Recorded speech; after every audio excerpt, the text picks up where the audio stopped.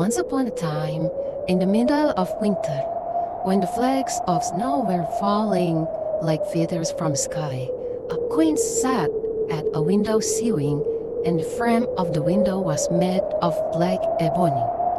And whilst she was sewing and looking out of the window at the snow, she pricked her finger with the needle, and 3 drops of blood fell upon the snow. And the red looked pretty upon the white snow.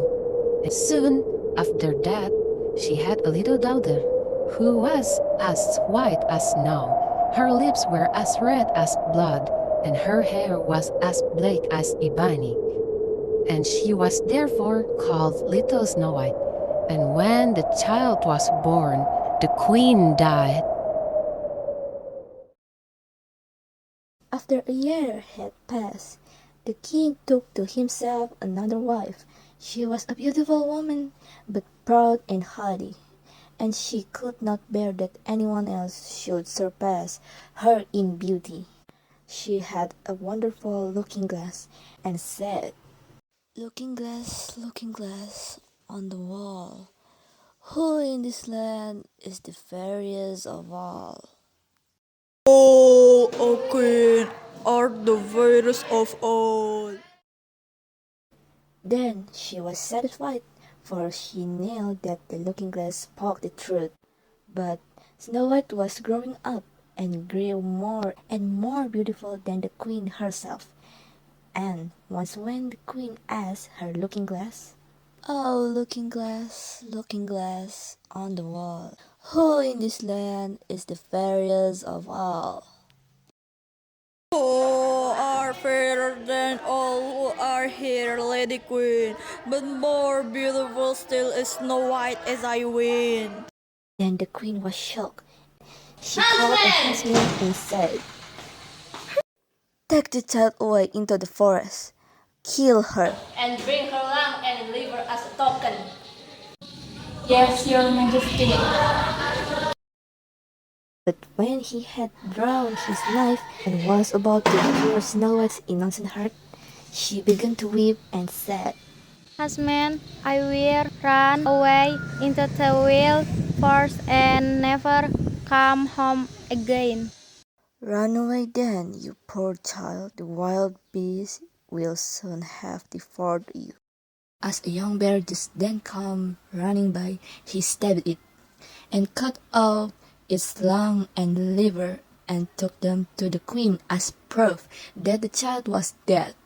The cook had to salt them, and the wicked queen ate them, and thought she had eaten the lung and liver of Snow White. But now the poor child was all alone in the great forest. Then she began to run. She ran as long as her feet would go until it was almost evening. Then she saw a little cottage and went into it to rest herself. There was a table with 5 plates on it, and on each plate a little spoon and fork. Little Snow White was so hungry and thirsty that she ate some vegetables and bread from each plate and drank some drop of wine out of mug, for she did not wish to take all from one only. Then, as she was so tired, she let herself down on one of the little beds, but none of them suited her. One was too long, another too short, but at last she found that the 5th one was right, and so she remained in it, said a prayer, and went to sleep. When it was quite dark, the owners of the cottage came back. They were 5 dwarfs who dug and delved in the mountains for ore. They saw that someone had been there, for everything was not in the same order in which they had left it. Who has been drinking out of my mouth? Who has been eating of my flesh? Who has been using both of my fork and knife?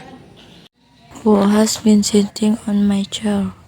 Who has been taking some of Rego's bread, third part one?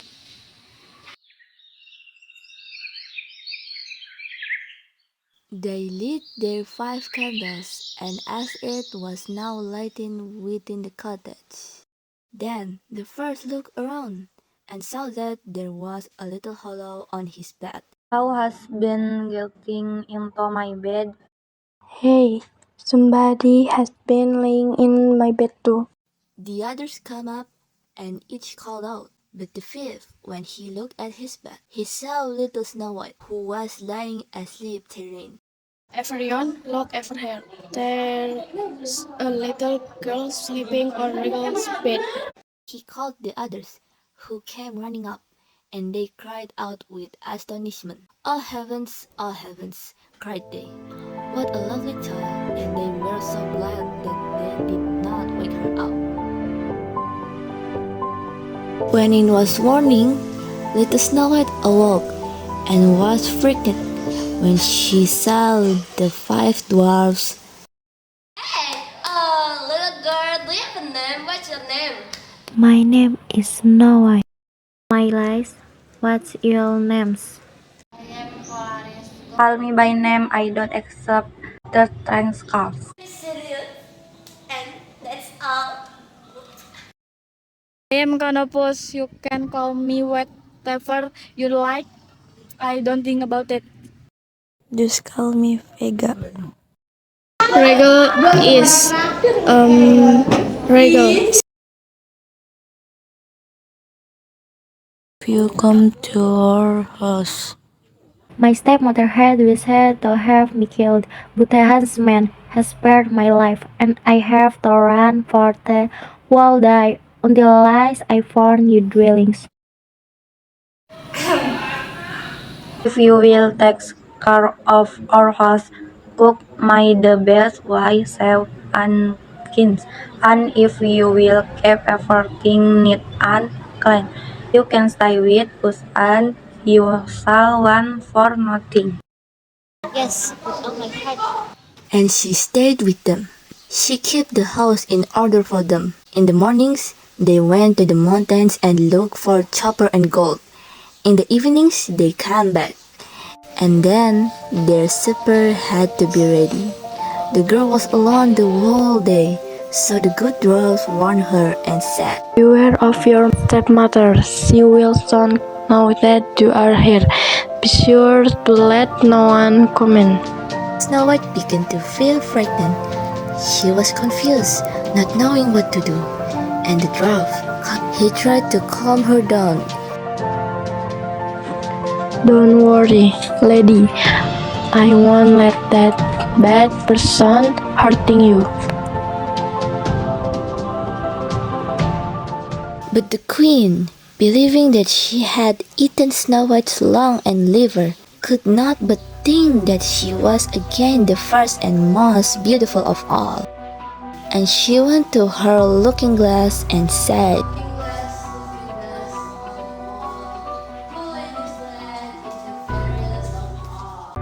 Oh, Queen, tall are fairest of all I see, but over the hills Snow White is still alive and well, and none is so fair as she. "Did you say Yes, she is still alive. that huntsman? He betrayed me. Snow White shall die, even if it cost me my life." Thereupon, she went into a quiet, secret, lonely room where no one ever came, and there she met a very poisonous apple. One bite of this, and Snow White will fall into a sleep as if dead. When the apple was ready, she went over the green mountains to the 5 dwarfs. She knocked at the door. Snow White put her head out of the window. I can let you in. "I bring some apples. There, I will give you one." She wanted to eat the red apple. Then she walked to the door and opened it for the woman. She handed the apple to Snow White. Then she took it. One bite and Snow White was unconscious, as if dead. dwarf, when they came home in the evening, found Snow White lying upon the ground. She breathed no longer and was dead.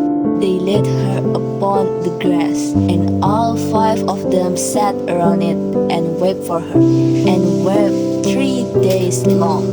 They were going to bury her, but she still looked as if she were living, and she still had her pretty red cheeks, so they didn't bury her. It happened, however, that a king's son came into the forest. He saw 5 dwarfs circling a girl who was covered by a white cloth. He said to the dwarf, Let me have the coffin. I will give you whatever you want for it. We will not part with it for all the gold in the world. Let me have it as a gift, for I cannot live without saying Snow White. I will honor and praise her as my dearest possession. As he spoke in this way, the good dwarfs took pity upon him, and gave him the coffin. And now the king's son had it carried away by his servants on their shoulders. He looked at Snow White and said, She has been poisoned on her true love and the song of the star dwarfs. Can I waken her? Hey, what? That us? We're the star. They're first. Then what are we waiting for? That Snow White is waiting for us.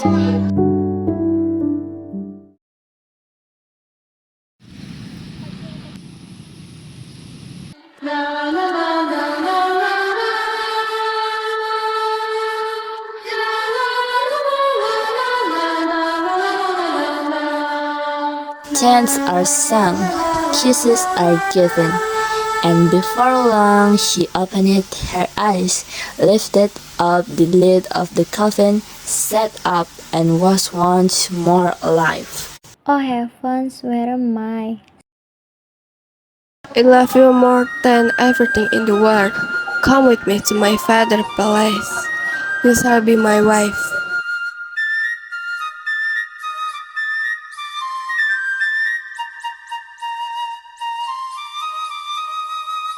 The dwarfs were happy.